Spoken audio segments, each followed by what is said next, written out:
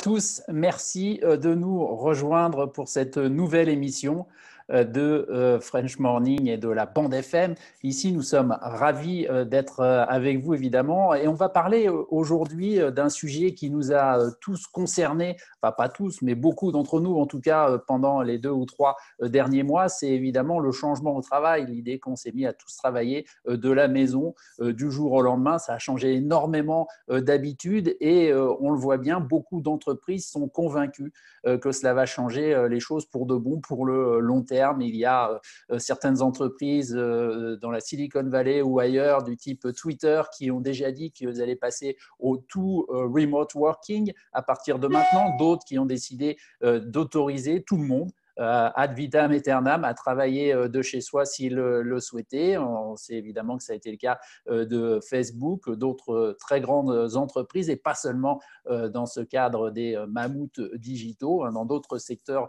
aussi évidemment. Et alors nos deux invités aujourd'hui sont, on a le plaisir de les avoir parce qu'ils connaissent tous les deux très bien le sujet, ils le pratiquent au jour le jour, alors ces derniers mois, mais depuis plus longtemps que ça aussi. Alors je vais commencer par vous présenter Christelle et Christelle Rowe, qui est la fondatrice de Cody, une start-up qui est, elle nous en dira plus dans quelques secondes, un peu au croisement entre WeWork et Airbnb.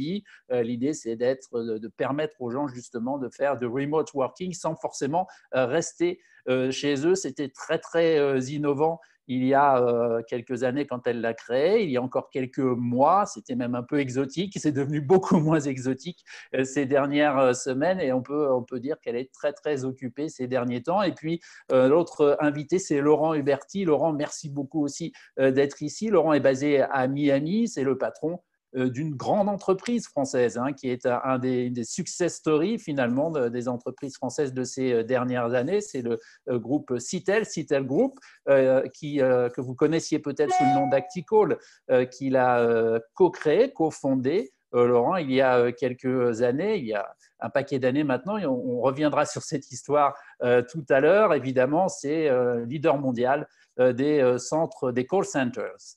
Je vais commencer avec Laurent tout de suite, sans oublier auparavant évidemment de vous dire, de vous rappeler que à mes côtés pour poser les questions, pour relayer vos questions et pour poser leurs propres questions, bien, il y a Grégory Durieux qui est lui en remote working aussi depuis Miami, et puis Nastasia Petel qui est notre correspondante à Washington DC et qui participera également à cette conversation et aidera aussi à relayer encore une fois vos questions. Si vous avez des questions, vous pouvez les laisser en commentaire, mais si vous êtes sur Facebook, le mieux c'est de nous rejoindre sur le Zoom. Il y a le lien sur le post Facebook, ça vous permet de participer en direct à la conversation, de poser vos questions. Il y a un petit bouton en bas à droite, je crois, sur le Zoom. C'est écrit « Raise your hand ». Vous appuyez sur ce bouton et on vous donnera la parole. On vous laissera poser votre question vous-même. N'hésitez pas, vraiment, c'est des questions, mais c'est aussi des témoignages. Dites-nous comment vous avez vécu cette période, ce changement profond, finalement, de la façon de travailler, des relations au travail aussi. C'est aussi cela dont on va parler pendant 1 heure. Venez nous dire comment vous avez vécu cela, comment vous voyez cela pour la suite. Est-ce que c'est la façon dont vous voulez travailler pour de bon ou est-ce qu'au contraire, vous avez envie de retourner à la bonne vieille machine à café et au commute? On verra tout ça, on va en parler. Laurent, je le disais, votre groupe est un mammouth dans l'univers des call centers. Vous avez pratiquement 100 000, plus de 100 000 à ce jour collaborateurs, me disiez-vous tout à l'heure. Ce qui est intéressant, c'est que vous faites partie, je ne sais pas si on peut dire des gagnants de la crise, mais en tout cas des gens qui ont beaucoup travaillé à cause de la crise, qui ont été très sollicités puisque le nombre de vos employés, il a significativement augmenté ces dernières semaines, ces derniers mois. Avant de rentrer dans le vif du sujet, est-ce que vous pouvez nous dire un peu pourquoi finalement vous avez plus d'employés que vous n'en aviez il y a quelques semaines ou quelques mois? Merci de l'invitation. D'abord, c'est difficile de parler de gagnants parce qu'on se sent un peu mal à l'aise parce que le contexte est quand même très compliqué et je crois qu'on aurait préféré tous éviter de se retrouver dans ces situations.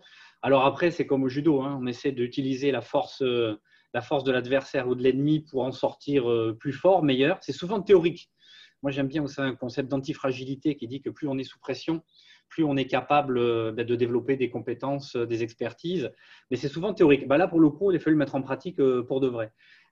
Donc, c'est vrai que cette crise a amené pas mal de changements. Et c'est vrai que nous, dans notre secteur, qui est déjà la mise à relation à distance entre les marques et les consommateurs, pour faire simple, et la mise à disposition de personnes, de process et d'outils, c'est clair qu'avec la crise du Covid, il y a eu des besoins extrêmement forts chez plein d'acteurs.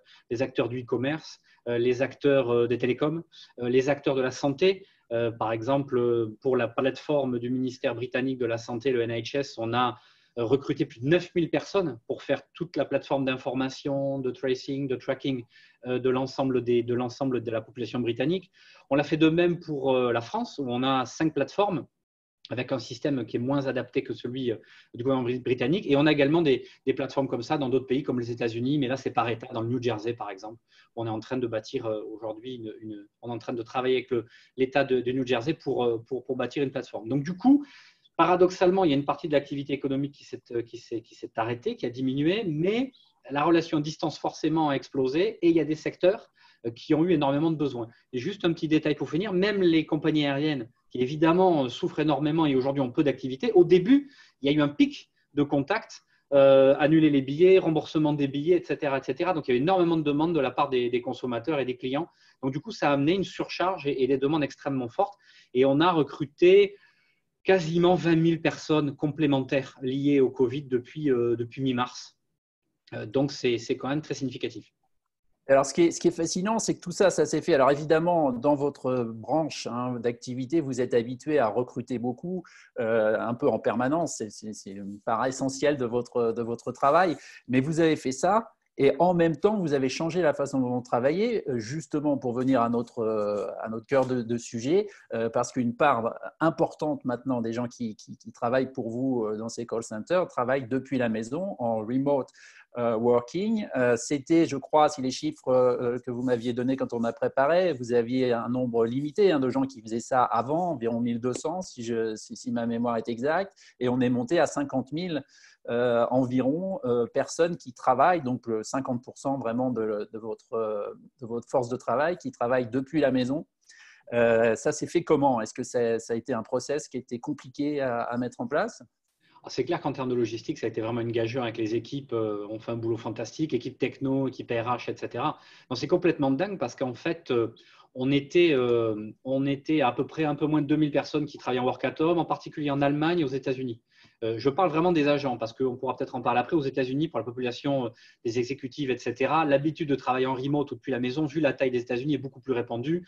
Des gens qui sont dans la vallée, qui vont vivre à Denver, d'autres en New Jersey qui vivent à Chicago, etc. Enfin bon, il y a pas mal de solutions. Mais pour les agents, c'est vrai qu'on était quand même très brick and mortar avec beaucoup de monde dans les sites. Et donc, on avait à peu près 1500 personnes en work at home.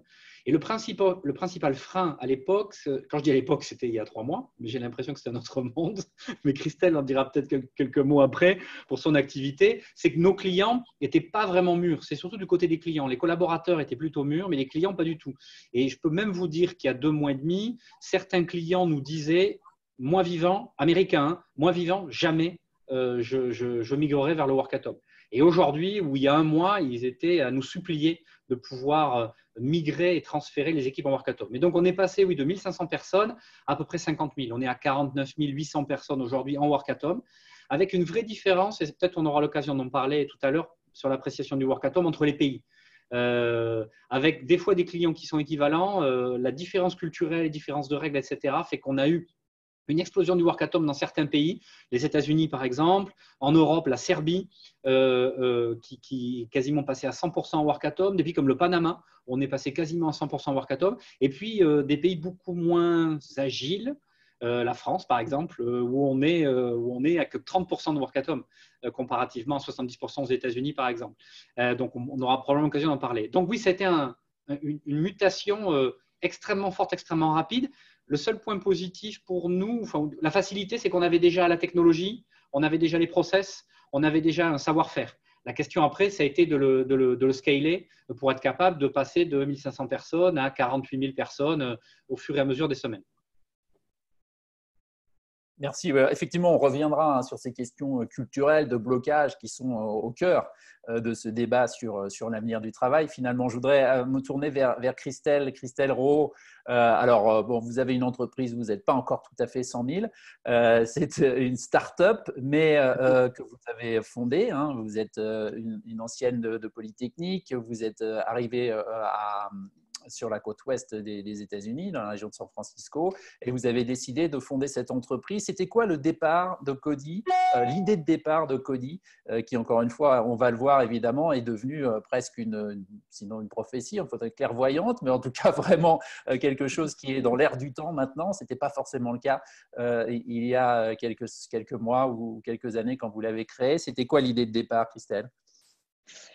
Ouais, c'est une bonne question. Les founders, généralement, ont toujours le aha moment qui se répand après dans ce genre d'interview. Mais pour moi, en fait, quand je suis venue aux États-Unis, c'était pour faire un master en urbanisme à Berkeley. Donc, je commençais à m'attaquer un peu au problème de la crise immobilière à San Francisco, le fait qu'il y a une dépendance très importante des Américains sur la voiture, qu'il y ait des zones commerciales et des zones résidentielles et qui créent énormément d'inefficacité dans la ville. Et à un moment, j'ai travaillé depuis chez moi et je ne pouvais pas. J'étais juste pas du tout productive, très distraite. Je vais faire tout ce qu'il ne faut pas faire. Je le faisais. Et du coup, je suis allée dans les cafés. Ça, c'est une grosse différence avec la France, c'est que les cafés ici, c'est quasiment des coworking space. Là, c'était un peu l'enfer. J'arrivais pas à travailler. On se bat pour la Wi-Fi, on se bat pour le power outlet, l'électricité. C'est bruyant. Et donc, après quelques jours, j'ai appelé une amie, j'ai atterri chez elle et j'ai adoré travailler depuis chez elle. C'était pas chez moi, donc j'étais pas distraite. Ça m'a permis d'être plus productive, c'était beaucoup plus calme et de rencontrer de nouvelles personnes. J'ai commencé à inviter de plus en plus de personnes à faire ça avec moi. Et Cody est né de cette façon-là. Donc, j'ai un peu, en gros, mis ensemble mon amour pour les villes parce que Cody a des impacts sur les émissions carbone. Ça permet aux personnes de rester dans le quartier au lieu d'aller dans le centre-ville en créant des espaces de travail localement. Ça permet d'aider la crise de l'immobilier parce que ça crée une source de revenus additionnelle pour les autres. Et troisièmement, ça permet de créer aussi booster l'économie locale parce que si on reste dans le quartier, on va dépenser localement dans le quartier. Ces trois impacts m'ont vraiment motivé pour créer Cody et le rendre vivant pour tous les remote workers de l'époque qui maintenant s'est multiplié. Alors justement, évidemment, vous faites partie des gens, là, on ne va pas dire non plus des gagnants de la crise, parce que c'est un mot qui est un peu compliqué, mais en tout cas, des gens qui ont aussi été très occupés ces derniers temps, parce que les choses ont changé pour vous depuis 2 mois, c'est-à-dire vous avez maintenant accès à des groupes, y compris des grands groupes américains qui vous regardez avec peut-être sinon de la commisération, en tout cas beaucoup d'étonnement il y a quelques mois et maintenant vous faites pour eux partie d'une solution potentielle, quoi. Ça vous a conduit, si j'ai bien compris, aller jusqu'à modifier un peu votre business model, en tout cas votre façon d'approcher ce marché, c'est ça? Oui, complètement. Notre service n'a pas changé dans le sens où c'est toujours pour les remote workers et ça permet d'être plus productif, plus collaboratif, de rester dans le quartier. La value propre, comme on dit, est toujours la même. Mais la grosse différence, c'est qu'avant, les managers ne comprenaient pas et maintenant, ils comprennent. Tout le monde a été forcé de travailler remote et comprend les problèmes et les bénéfices du télétravail. Les grands groupes, maintenant, cherchent une solution d'espace de travail décentralisé. Et donc, sortent un peu des centres-villes et de leurs grands lices dans les bureaux pour aller sur des solutions plus locales et adaptées à leurs employés. Donc ça a vraiment changé notre boîte. Je pense qu'on a fait un bond dans l'avenir du télétravail de 5 à 10 ans. Et le grand résultat, c'est qu'il y a une preuve que ça peut marcher et que plus de 50% des employés dans les boîtes disent qu'ils veulent rester en télétravail. Alors, dites-nous, vous qui nous écoutez, si vous voulez faire du télétravail et en être empêché peut-être, ou est-ce que cette nouvelle découverte du télétravail vous a fait de vous un converti? Racontez-nous votre expérience personnelle aussi, parce que ça intéresse tout le monde. Mais ce que vous disiez tous les deux, finalement, c'est que la force de travail, très largement, était prête. En tout cas, une part importante des gens étaient prêts. Et puis, les obstacles, ils étaient plutôt dans le management. Laurent, c'est une forme de conservatisme du management, finalement, là, qui a été rompu avec cette force majeure. Oui, je ne sais pas si c'est le management. Après, on en a eu l'occasion de discuter tous les deux. Moi, ce qui m'a vraiment marqué pendant cette crise-là, et avec l'application du télétravail, du work at home, c'est vraiment la différence entre les pays. Différence culturelle, différence d'environnement. On l'a vu vraiment avec des équipes qui ont les mêmes process, qui sont dans la même boîte, avec la même façon de travailler, et de voir comment ça réussit différemment. Et les freins étaient plutôt du côté des clients que du côté du management. Et là, c'est vrai qu'on a des clients pour des tas de raisons, de sécurité, de logistique, de problématiques commerciales, etc., qui vraiment avaient des réticences. Et vraiment, le Covid a été un désinhibiteur extrêmement fort qui a permis d'aller beaucoup plus vite que ce qu'on a fait les dernières années. Et après, il y avait une dimension culturelle. Je parlais de la France qui était en retard. La France, par exemple, il y a un sujet qu'on ne trouve pas aux États-Unis, c'est les syndicats. Les syndicats détestent le télétravail, en tout cas le détestaient avant le Covid. Parce que moi, je me rappelle de réunions au ministère du Travail il y a 10 ans de ça, quand on avait commencé à essayer de faire un peu de télétravail, ils avaient l'impression un peu d'une perte de contrôle auprès des collaborateurs. Alors, on parlera après du sentiment d'appartenance, et ce n'est pas anodin du tout, le télétravail. Mais c'est vrai que pour le coup, les collaborateurs étaient plutôt réticents. Avec le Covid, c'est devenu l'inverse, c'est-à-dire même de façon un peu, je dirais un peu exagérée, des collaborateurs qui nous envoient des messages en disant « Merci, vous me sauvez la vie ». Bon, je pense qu'on n'était pas forcément dans cet enjeu-là, et je touche du bois, sur 100 000 collaborateurs, on n'a eu aucun mort depuis, aucun décès à déplorer depuis le mois de mars. Mais au contraire, il y a eu une espèce d'engouement en disant « mais c'est extraordinaire, je peux continuer mon travail, donc j'ai toujours une rémunération, etc. » Ça, c'est surtout vrai dans des pays qui n'ont pas le système de chômage partiel comme en France. Et en même temps, pour moi, ça prouve que voilà, je peux me mettre en sécurité, etc., avec ma famille.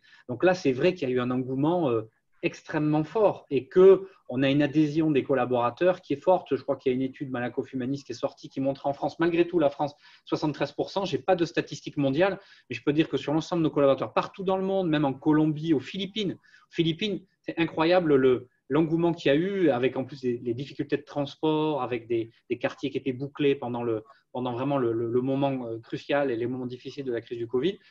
On a vraiment eu un engouement très fort de la part des collaborateurs qui ont vraiment adhéré très, très vite à la capacité à travailler chez eux. Alors, je crois qu'on a une question Michel avait levé la main. Est-ce que Michel, vous êtes là? Michel, vous nous entendez?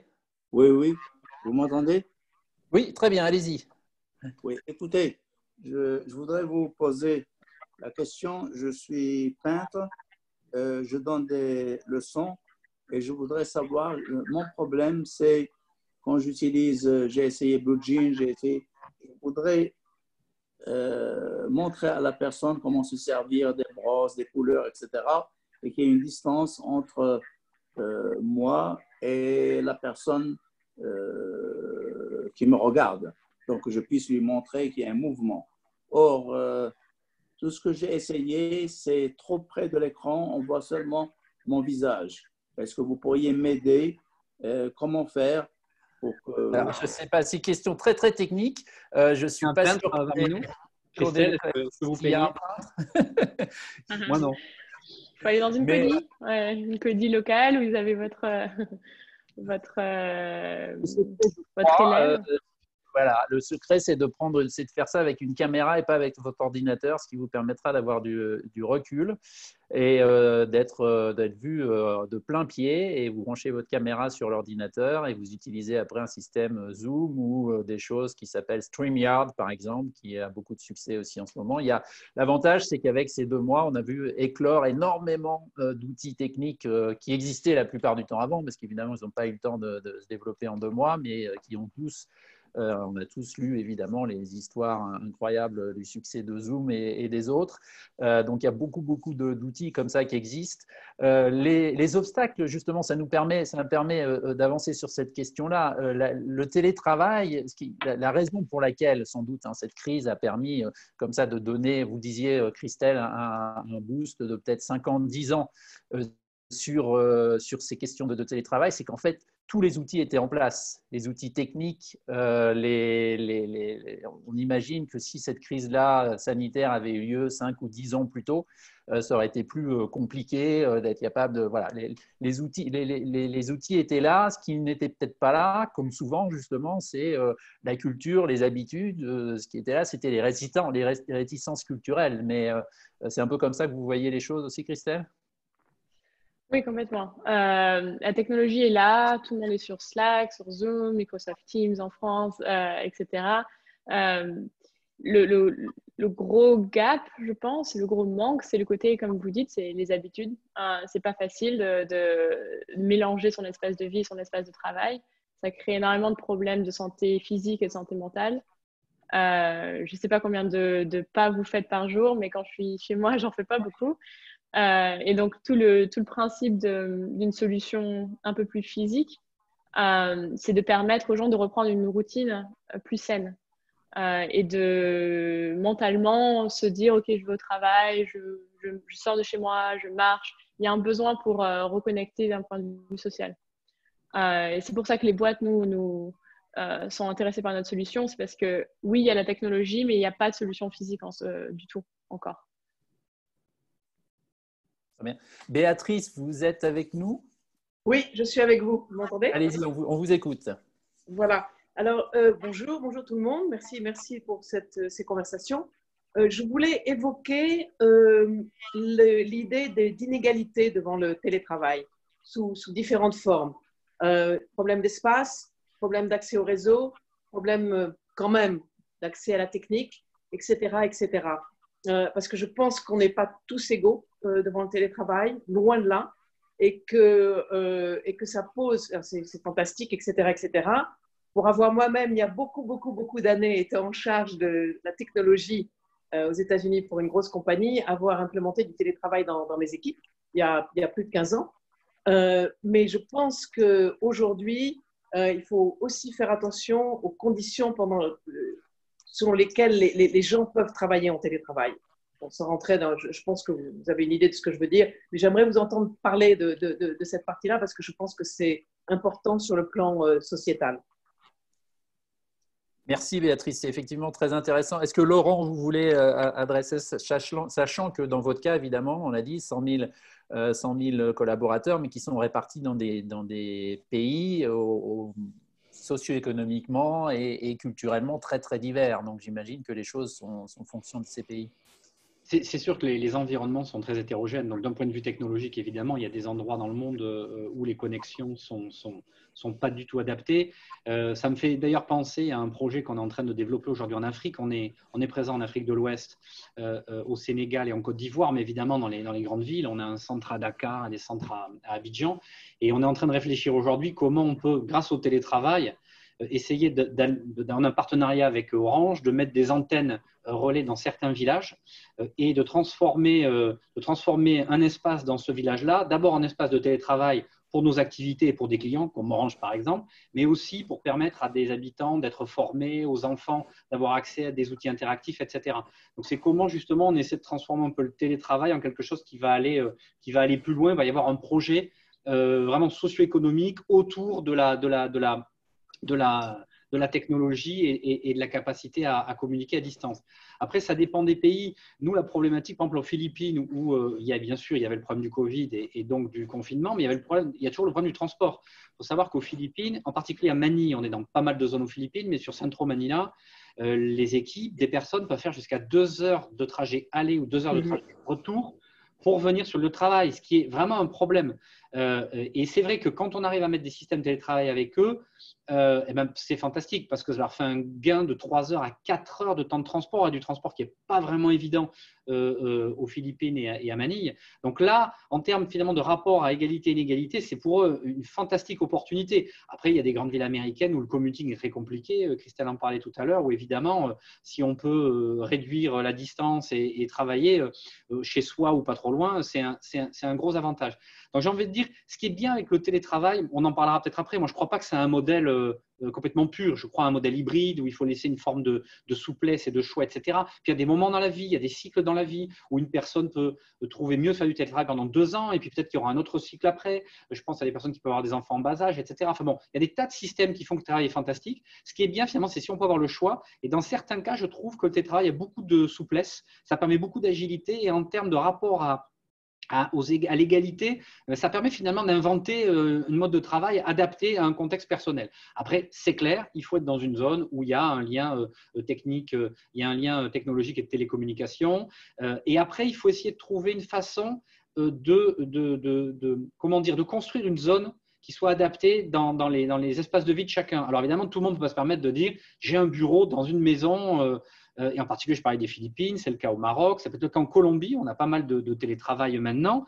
L'idée, c'est que nous, on a commencé à réfléchir, on a fait ça évidemment très vite, réfléchir à créer des petites boxes qu'on envoie dans des matériaux biodégradables, qu'on essaie d'adapter en fonction des activités, qu'on envoie en kit livré directement dans le domicile, chez le domicile du collaborateur, et qui est capable de monter une sorte de box qui permet d'abord de faire un isolant phonique et de créer vraiment un espace où il est capable d'avoir son espace de travail isolé un petit peu du reste des membres de la famille. Alors après, c'est un choix et après, on peut le designer, le customiser en fonction des marques pour lesquelles la personne travaille. Donc, du coup, ça permet de faire des choses qui sont finalement très adaptables et qui s'adaptent vraiment au contexte de chacun. Et ça, c'est quand même quelque chose de vraiment, vraiment sympa. Le cubicle à la maison, je ne sais pas si c'est ou non, mais si je peux me permettre, même aujourd'hui dans les espaces ouverts, quand on va dans des startups, bon, à New York, l'espace ouvert, en fait, il y a très souvent des pods, en fait, qui permettent aux gens justement de s'isoler. Donc, effectivement, je suis d'accord avec vous, hein, c'est très intéressant. Je pense que la manière dont on habite chez soi va évoluer. Alors, peut-être pas demain, peut-être après-demain, mais avec effectivement cette idée peut-être de pod, en fait, qui existe déjà hein, sur le plan de la conception, pour pouvoir s'isoler, pour faire ceci, pour faire cela ou pour faire autre chose de manière flexible. Donc, c'est vraiment, je pense que c'est très intéressant, effectivement. J'aimerais ajouter un petit point, si possible. Ouais. Merci Béatrice. Merci Béatrice, j'aimerais vous répondre également. Nous, le modèle de Coady, c'est de dire effectivement qu'on n'a pas tous égaux par rapport à notre endroit de vie, mais aussi à la famille. La plupart des boîtes qui nous parlent, ils ont des problèmes, et même top CEO du Silicon Valley, ils ont des problèmes de connexion parce que tous les enfants sont sur des vidéos en même temps. Donc, les enfants à la maison, avoir des colocataires, être dans des studios. Généralement, c'est la première partie des employés qui souffrent du télétravail parce qu'ils n'ont pas l'espace. Et même si on a Slack ou Zoom ou qu'on crée un pod chez soi, je ne pense pas que ça peut être résolu à l'intérieur de cet espace, de cet environnement qui est juste pas productif. Nous, notre principe, c'est de dire dans n'importe quel quartier, il y a des maisons, il y a des espaces qui peuvent être très bien. Et en plus, le fait que ce soit pas son propre espace permet de sortir de chez soi. Et du coup, on trouve en gros les maisons ou les espaces résidentiels qui sont très bien pour travailler, des grands salons, des grands dining rooms, etc. Et on donne accès aux remote workers du quartier pour être plus productif et avoir accès au même niveau de setup et d'amenities que certaines personnes peuvent avoir directement chez soi. Juste je ne suis pas sûr qu'on ait complètement expliqué le modèle de Coady, même si j'ai utilisé des analogies. Le principe, c'est qu'on s'abonne. Hein.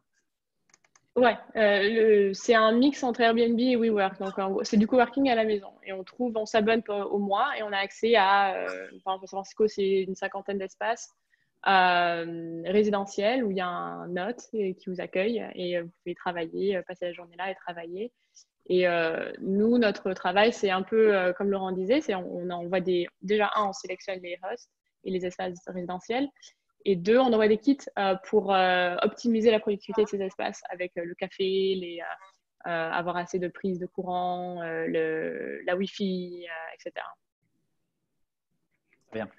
On a Xavier, je crois, qui voulait intervenir. Xavier, vous Oui, entendez?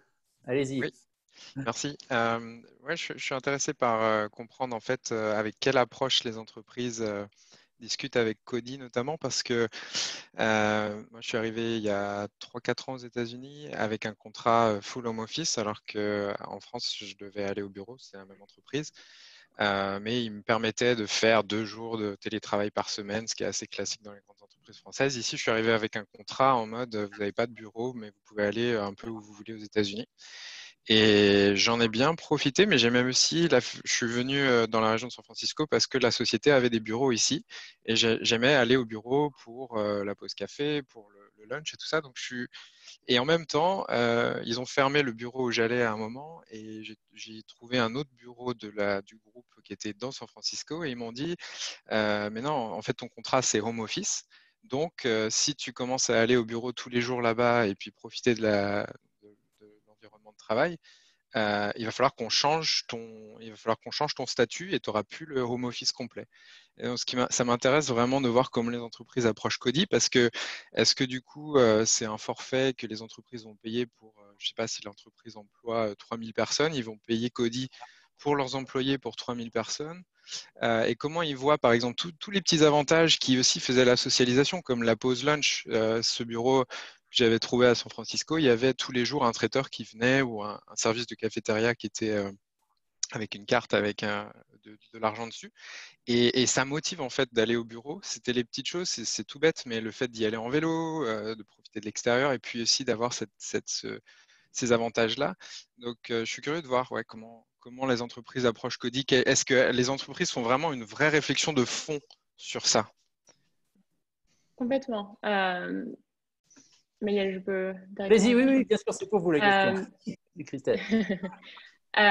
Complètement. Le principal manque des employés qui sont en télétravail aujourd'hui, c'est la socialisation. C'est la pause café avec les collègues, tout bêtement. Et c'est exactement ce qu'on recrée avec Coty, mais de façon décentralisée. Donc la façon dont les boîtes nous approchent, c'est qu'en fait, ils nous disent où vivent leurs employés. Et généralement, c'est par cluster. Ils sont dans des banlieues ou des villes différentes. Et par groupe, il y a 10 employés à Oakland, il y a 10 employés à Berkeley, il y a 10 employés à Palo Alto, etc. Et nous, on ouvre des maisons pour eux, adaptées à leur quartier. Et donc, les 10 employés d'Oakland vont se retrouver dans cette maison 2-3 fois par semaine, c'est libre. Et ça permet de recréer ce côté, cette culture d'entreprise et le bonding qu'il y a entre les personnes et les collègues qui se perd avec le télétravail. Donc, c'est comme ça qu'on communique avec les entreprises et c'est le modèle vers lequel elles tendent. C'est pas forcément 100% à la maison ou 100% dans les offices. C'est vraiment un modèle hybride. Et Coty permet de décentraliser un accès à des espaces de travail entre collègues. Alors justement, à ce propos-là, hein, Laurent, comment vous voyez après le retour à la normale, entre guillemets, donc, soit très rapidement, soit quand on aura un vaccin, enfin, disons que quand cette crise sera oubliée, est-ce que vous avez l'impression que vous retournerez à peine 2000 travailleurs à domicile, ou est-ce qu'au contraire, les choses ont changé durablement? Est-ce que vous, du coup, vous envisagez de modifier en profondeur votre modèle d'entreprise?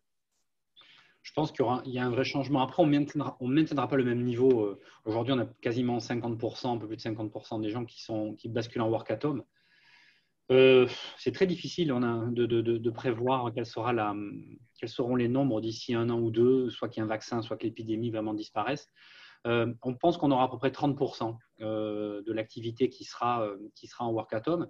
Et après, il va y avoir des activités différentes. Ça veut dire que ça va dépendre des clients et des campagnes.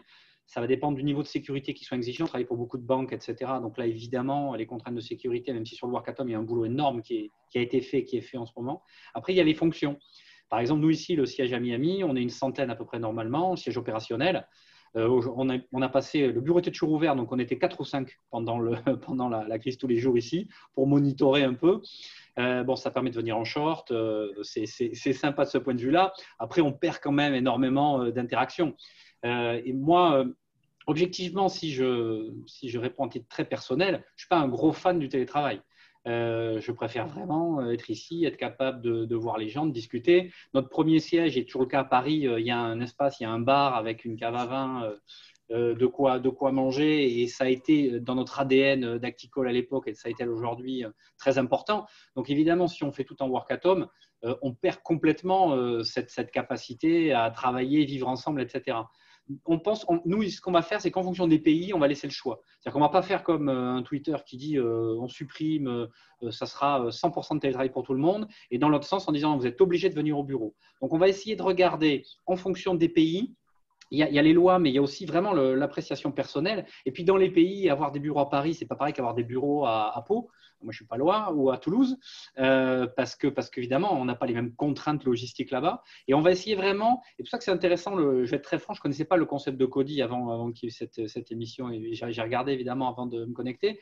Et c'est intéressant parce que le télétravail pur et dur, il y a quand même un isolement. Donc l'idée, c'est de dire comment on est capable d'avoir des bureaux qui soient hybrides, qui permettent à certaines personnes de venir tout le temps, voire d'autres de se rencontrer, ou alors d'avoir des endroits où plusieurs personnes sont capables, dans des zones géographiques, de travailler ensemble. Donc, moi, je pense que justement, c'est une fantastique opportunité dans l'après-Covid, on va dire, d'inventer des modes de travail vraiment différents où on va avoir des bureaux, des centres bien identifiés où les gens seront là pour se connecter, pour apprendre, pour se réunir. Et puis, des moments où ils peuvent être vraiment chez eux parce qu'ils ont un espace et qu'ils sont bien avec ça.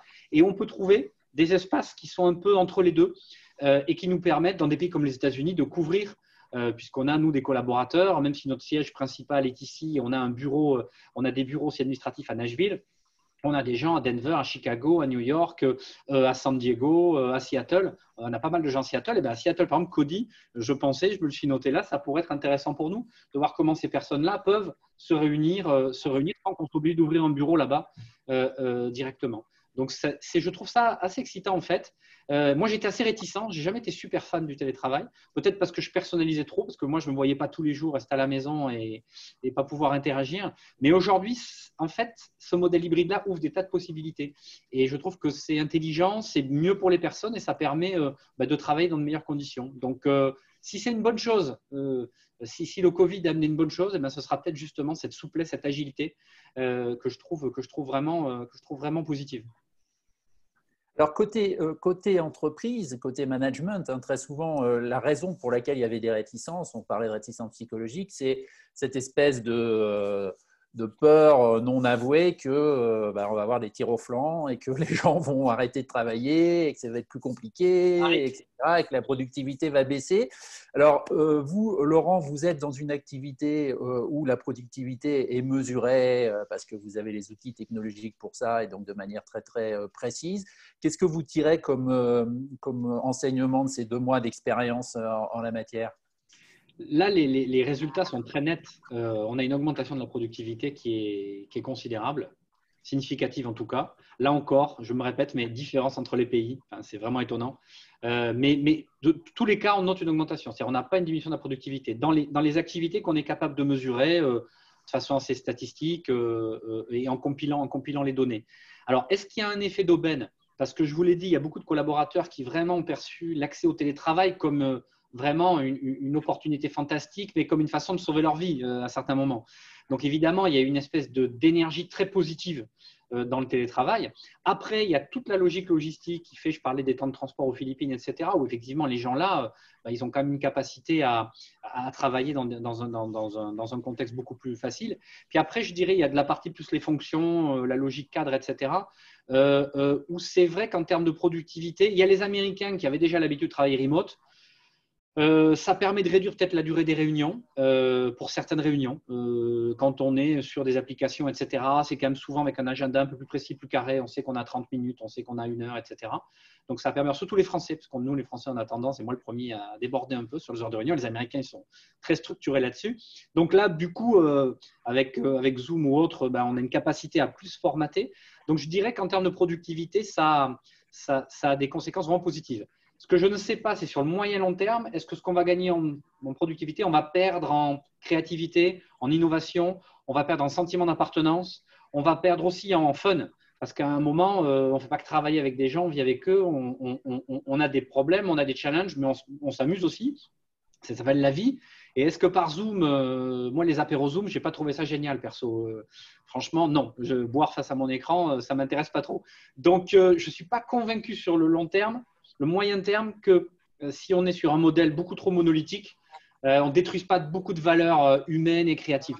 En mettant les gens tout seuls chez eux, sans qu'ils puissent socialiser, sans qu'on puisse créer un sentiment d'appartenance, de groupe qui est quand même sympa, quoi, qui est humain. Alors, Christelle, je vous avais expliqué que vous essayez de compenser ça, et justement en permettant de la socialisation et en évitant d'être tout seul chez soi face à son ordinateur avec sa bière. Mais est-ce que malgré tout, l'absence de socialisation, disons, au sein de l'entreprise ou dans des bureaux, c'est quelque chose que vous avez constaté ou qui vous paraît problématique, ou vous essayez de réfléchir aussi? L'absence de socialisation dans les bureaux? Oui, l'absence de socialisation au niveau de l'entreprise, quoi. Au niveau de l'entreprise, oui. Non, moi, je pense qu'il y a une opportunité assez extraordinaire aujourd'hui de reconsidérer qui sont nos collègues. Avec Cody, ce que j'aime beaucoup, c'est que j'adore mes collègues, mais je ne suis pas obligée d'être avec mes collègues tous les jours. Je peux être avec d'autres professionnels de mon quartier qui m'apportent en fait énormément en termes de diversité et de créativité. Parce que c'est différent, ils viennent de milieux différents, ils bossent pour d'autres boîtes, etc. Donc Cody permet d'avoir un peu cette socialisation plus coworking ouverte en dehors de la boîte également. Où il y a des nouvelles rencontres en fait qui se font et qui sont beaucoup plus profondes que dans un grand bureau ou un grand open space où il y a des centaines de personnes, parce que là on parle de 6 personnes qui partagent une maison et qui vont aller manger ensemble à midi et qui vont connecter vraiment. Donc ça c'est un grand avantage, je trouve, d'avoir des espaces plus privés, plus intimes pour le coworking. Et ensuite, pour les boîtes, nous, on leur offre effectivement de réserver des espaces juste pour leurs employés. Et ça, c'est assez magique parce qu'ils se rendent compte qu'ils ont des employés qui ne se connaissent pas du tout, qui vivent dans le même quartier et qui potentiellement sont dans des équipes différentes en fait. Un designer va rencontrer un ingénieur de la même boîte, d'une grosse boîte tech et vont commencer à se connaître. Donc, ça permet de détendre en fait la culture de boîte. Au-delà de simplement ce qu'on faisait dans les bureaux qui était équipe par équipe. C'était toujours les mêmes personnes au final qu'on rencontrait dans les bureaux. Et là, ça permet de diversifier le contact social. Alors, une excellente question, très courte de Anne pour vous, Christelle. Est-ce que Cody est aussi à New York? Bonne question. On est en expansion. Donc, historiquement, on a été plutôt dans la baie. Là, on a des demandes de boîtes qui ont des workers anywhere dans les US, et notamment à New York. Donc, c'est totalement possible. On est en train d'étendre à New York également. Très bien.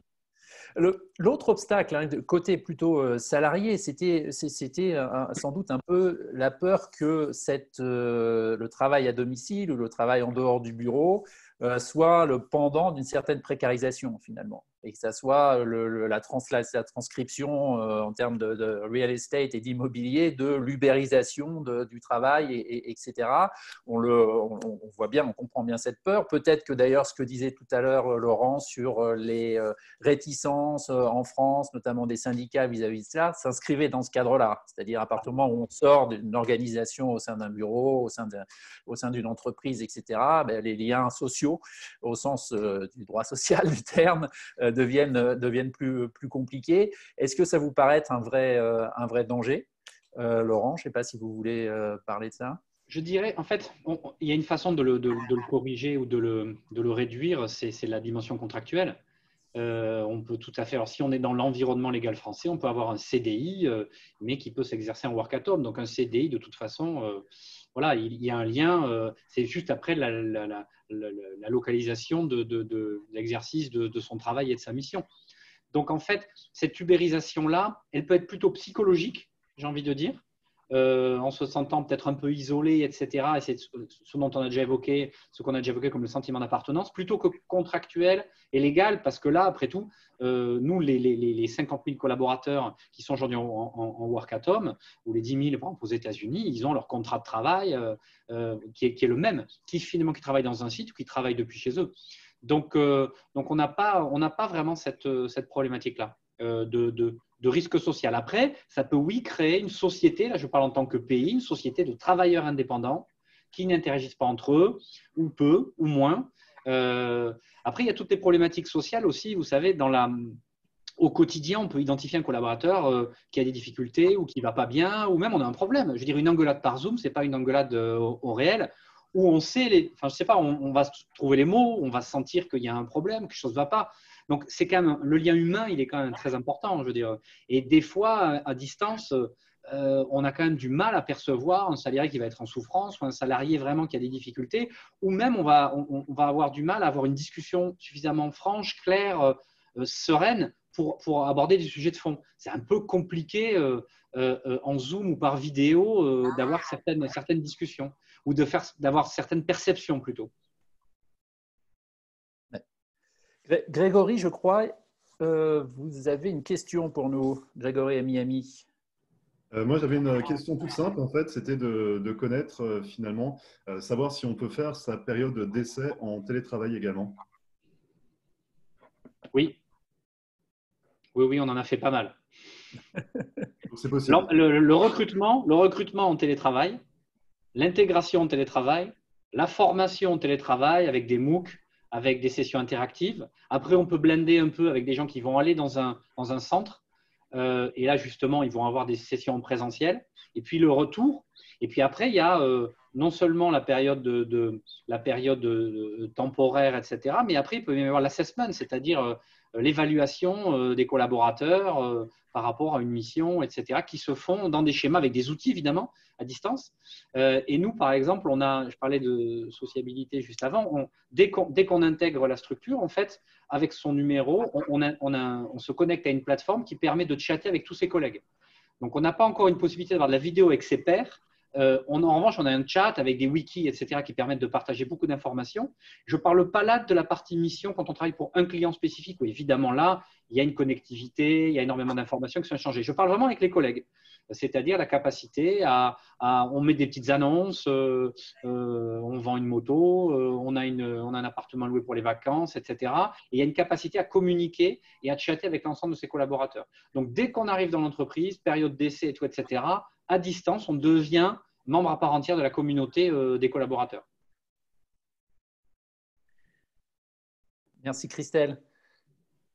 Vous vouliez j'allais juste rebondir sur le côté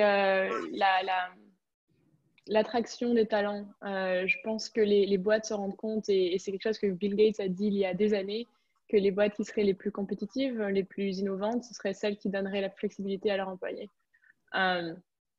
Et je pense que ce que fait les grandes boîtes du style Facebook, Twitter, etc., ils savent très bien que un top talent va toujours choisir ce qui va être le meilleur employee benefit. Et soyons honnêtes, le meilleur employee benefit, c'est de choisir où est-ce qu'on travaille. C'est avoir la liberté. Si on préfère l'office, on peut aller à l'office. Si on préfère à Cody, on va à Cody. Si on préfère la maison tout seul, on fait la maison tout seul. Et ce qui est en train de se passer, c'est que ce que vous disiez là sur l'emploiement, employer des nouveaux employés à distance, etc.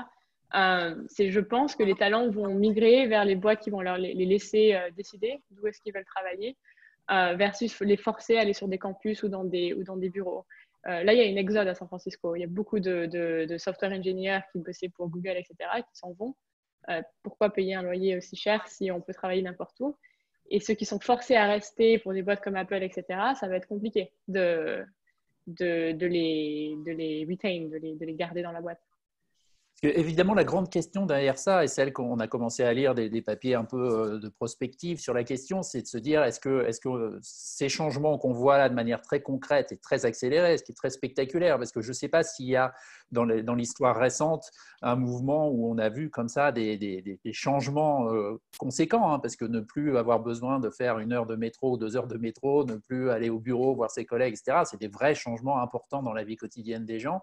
Je ne sais pas s'il y a des choses équivalentes dans l'histoire récente, mais la vraie question, c'est de savoir si on va passer de ça à des changements un peu plus systémiques sur l'endroit où on habite, la façon dont les villes vont se développer, etc. etc. Là, on ne peut qu'évidemment que tirer des plans sur la comète, mais une des questions, c'est l'espèce de contradiction. On a vu Amazon il y a 1 an maintenant, qui nous a expliqué qu'il fallait qu'ils viennent à New York parce que c'est là où les talents voulaient être. Ils voulaient être dans une grande ville extrêmement dense. Bon, ça ne s'est pas fait pour des raisons extérieures à Amazon, hein. Mais le plan d'Amazon, c'était bien celui-là. C'était de dire, pour pouvoir attirer les talents, il faut qu'on soit à New York ou dans une très grande ville qui certes coûte très cher, qui est difficile à vivre, mais c'est là où les jeunes veulent être. Aujourd'hui, 2 mois et demi après la Covid, on nous explique exactement le contraire, que les jeunes ne rêvent que d'une chose, c'est d'aller vivre très loin en banlieue, ne plus, etc. C'est où la vérité, Christelle? Qu'est-ce que vous voyez dans les gens qui sont vos clients finalement, dans les aspirations de cette génération? On suppose que quand même vos clients et vos utilisateurs sont avant tout des millennials. Pas vraiment. On a vraiment un peu tous les âges, oui, oui. Et en ce moment, on a plutôt des conversations avec les RH, les Head of Real Estate, des boîtes qui cherchent à trouver des solutions pour tout le monde. La réalité, c'est que les personnes qui ont des familles, les parents, etc., préfèrent être dans des banlieues où ils ont plus d'espace, ils ont de plus grandes maisons, etc. C'est vrai que les millennials ou les jeunes préfèrent être dans des endroits plus denses. Mais moi, ce que je pense va arriver au niveau des villes, et là je ne parle pas en tant pour Cody, mais je parle plus en tant qu'urbaniste, c'est que les petites villes vont se densifier. On va avoir beaucoup de villes qui sont super, qui sont au bord de la mer, etc., qui vont se densifier. Il va y avoir le real estate qui va augmenter, le prix de real estate va augmenter dans ces villes-là. Et des villes qui attiraient beaucoup de talents comme New York ou San Francisco, etc., le prix de real estate va tomber un petit peu. J'espère. Et je pense que ça va prendre 5 ans. Ça va pas être tout de suite. Mais petit à petit, quand les boîtes adoptent de plus en plus un modèle flexible, ça permet de redistribuer en fait la population. Et les humains aiment être autour d'autres humains. Il n'y a pas de question là-dessus. Je ne pense pas qu'on est en train de faire une exode rurale. Je pense que simplement, il y a une redensification de plus petites villes qui sont attractives, mais qui juste avant étaient trop loin des centres-villes. Laurent? Oui, je suis complètement d'accord. Après, je crois qu'il y a aussi il y a eu beaucoup de, comment dire ça, une cristallisation très forte, j'allais dire d'hystérisation en fait autour du Covid. Moi, je crois que l'humain est très plastique. La plasticité, c'est une de nos qualités, ce qui fait que je pense que dès qu'on aura trouvé un vaccin ou si l'épidémie s'arrête, les gens vont oublier très très vite et reprendre aussi leurs habitudes. Alors, c'est pas pour ça qu'il n'y a pas des changements qui sont pas…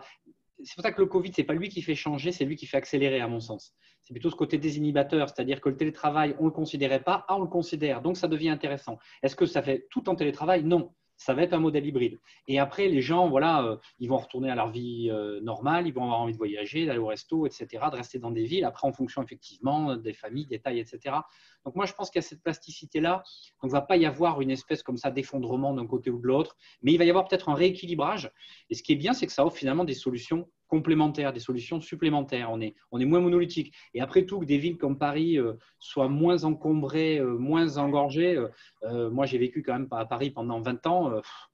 Compliqué tous les jours d'aller au bureau, tous les jours, tous les matins, tous les soirs. Depuis que je suis à Miami depuis quelques années, il faut reconnaître que alors, les Américains disent qu'il y a de la circulation. Moi, je trouve que c'est easy peasy, quoi. C'est vraiment très très facile de circuler ici. Donc c'est clair que ces avantages-là, je pense que les gens qui ont goûté, les entreprises qui vont y voir leurs bénéfices, on va avoir cette tendance-là. Maintenant, je crois que le naturel humain va vite revenir à la normale.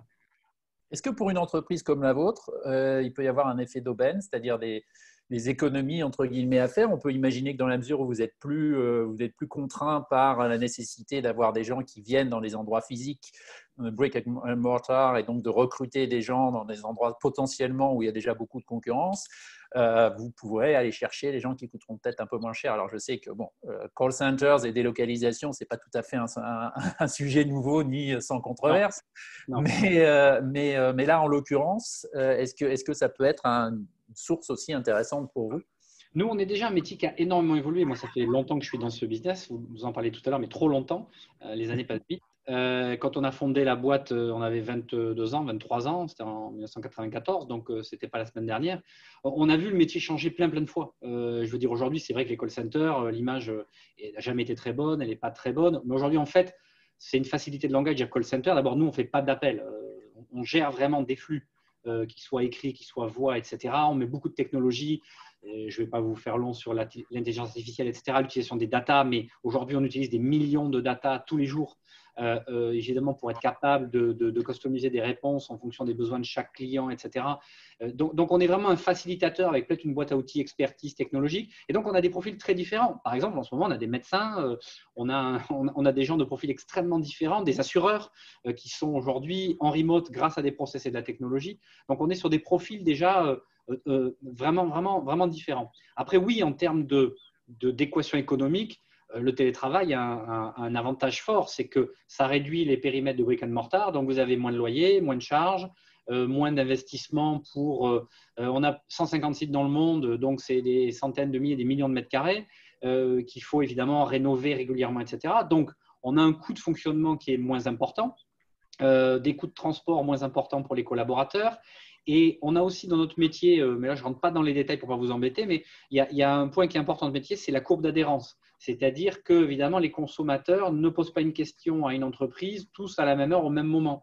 Et il se trouve que, ou alors justement, ils le font tous à la même heure au même moment. Et donc, si vous devez répondre pour Apple ou pour Amazon, eh bien, entre 8h et 10h du matin, vous allez avoir 70% des appels. C'est très compliqué de dire à des gens, je vous embauche que de 8h à 10h. Et on ne le fait pas d'ailleurs, puisqu'on a des gens qui ont quand même des contrats. Grâce au télétravail, ça permet d'avoir une courbe d'adhérence beaucoup plus forte sur les volumes quotidiens, sur les volumes hebdomadaires ou la saisonnalité. Et donc ça, c'est fantastique parce que ça nous permet de répondre beaucoup mieux aux besoins des marques et des consommateurs. Donc oui, au niveau de l'équation économique, le work at home, le télétravail pour nous, c'est une amélioration très significative de la rentabilité. Très bien, merci Laurent. Je vais aller vers… Pardon, Christelle. Je voulais juste ajouter sur les coûts, parce qu'on n'en a pas beaucoup parlé. C'est juste un point qu'on entend beaucoup des entreprises et nous, on encourage à Coty, c'est que le télétravail permet d'économiser 11 000 $ par employé par an.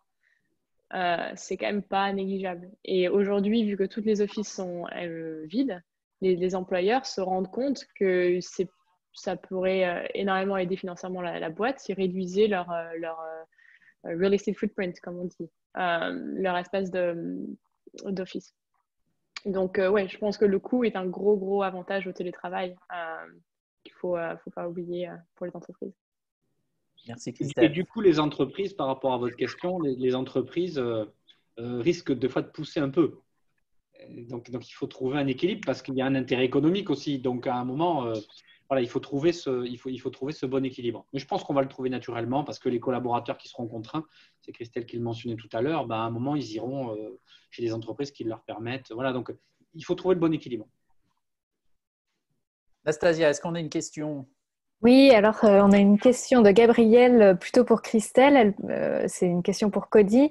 Il se demande comment vous adressez les possibles problèmes de confidentialité entre les employés de différentes entreprises réunis dans un même lieu. Oui, c'est pour ça qu'on propose de réserver l'espace entièrement pour les entreprises. Généralement, c'est ce que préfèrent les entreprises. Il se demande aussi si il peut connaître à l'avance en fait quelles entreprises utilisent cet espace. Oui, complètement. On a des entreprises qui nous demandent de partager l'espace avec certaines boîtes qu'ils choisissent eux-mêmes, qui sont leurs partenaires ou des collaborateurs. Après, donc il y a 3 modèles en fait. C'est le modèle où on peut complètement réserver l'espace pour juste les employés d'une certaine boîte. Un deuxième modèle où la boîte nous donne une liste de collaborateurs avec qui ils ont envie de partager les espaces. Et le troisième modèle, c'est le full coworking, où ça peut être n'importe qui dans le quartier, mais bon, n'importe qui, on fait des background checks sur tout le monde, etc. On a un processus qui est assez safe au niveau de la communauté. Et là, on partage toujours le LinkedIn de chaque personne et le profil Donc, ça peut aussi engager certaines collaborations de façon impromptue. Merci beaucoup, Christelle. Grégory, je crois qu'on avait une question. Non, mais du coup, en fait, on parle beaucoup des avantages du télétravail. Finalement, quelles sont les limites de ce télétravail? Je peux répondre à ça si vous voulez. Le limite télétravail, il y a eu beaucoup d'études et je vous recommande de lire le State of Remote Work de Buffer qui produit chaque année. Numéro 1, c'est la solitude, l'isolement. Numéro 2, c'est les distractions à la maison. Le burn-out, etc. On ne fait plus de différence, on ne sait pas quand s'arrêter. Et ensuite, il y a la collaboration. Je pense qu'on en a parlé un petit peu, les limites, c'est que les outils digitaux ne permettent pas de recréer le lien physique en personne entre collaborateurs. Merci.